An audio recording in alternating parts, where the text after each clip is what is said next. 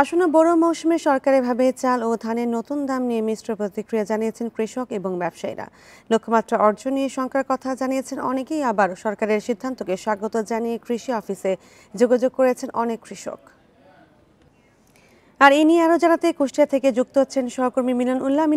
সরকারিভাবে দাম কমেছে চালের, কিন্তু লক্ষ্যমাত্রা অর্জন নিয়ে শঙ্কা। এই নিয়ে কৃষি বিভাগ কি বলছে? বান্ডেল থাকলে প্রতি সেনমানিতে টাকা বাঁচবে। বিকাশ সেনমানি বান্ডেল কিনে জিতুন প্রতি লেনদেনে।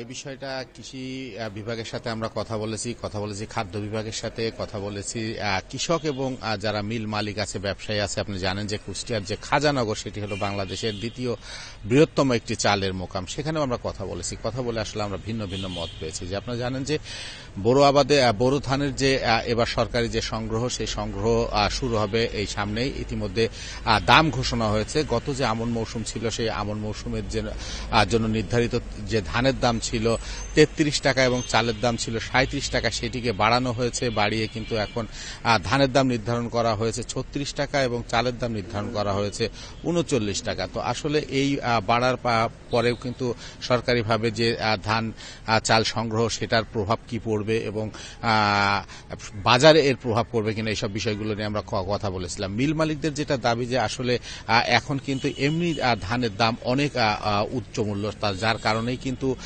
এই বাজারে যে সরু চালের, বিশেষ করে কুষ্টিয়া অঞ্চলে যে সরু চালের বাজার, সেটা কিন্তু আসলে 80-85 টাকা কেজিতে বিক্রি হচ্ছে। তার উপরে এই সরকারি যে ধান ক্রয় মূল্য ক্রয় অভিযান শুরু হয়েছে, সেখানে যে পরিমাণে দাম নির্ধারণ করেছে, বিশেষ করে কেজিতে গত আমন মৌসুমের চেয়ে 2 টাকা বাড়িয়ে দেওয়ার কারণে কিন্তু এইটারও একটা প্রভাব কিন্তু এই মোটা চালের বাজারের উপরে পড়তে পারে বলে মিলাররা আমাদেরকে জানিয়েছেন, এবং সেই ক্ষেত্রে কিন্তু মোটা চালের দামও আরেকটু বাড়তে পারে বলে তারা আমাদেরকে বলেছে। আরেকটা জিনিস চাষিরা যেটা বলেছে যে আসলে এইসব ধান চালের ক্রয় যে মূল্য বৃদ্ধি কমা, এটা কিন্তু সব ব্যবসায়ী এবং যারা এই মিল মালিক থাকে তাদের হাতেই থাকে, এবং তারাই কিন্তু এটা নিয়ন্ত্রণ করে সুবিধাও কিন্তু ভোগ করে তারা। এই যে ধানের মূল্য সরকার বৃদ্ধি করে যে রেট দিয়েছে, সেটাতে কিন্তু কৃষকরা বলছে যে তাদের কোনো সুবিধা হবে না, কারণ এক শ্রেণীর সিন্ডিকেটের মাধ্যমে কিন্তু এই জিনিসটা নিয়ন্ত্রিত হয়, যার কারণে তারা কিন্তু এই সুবিধা পায় না।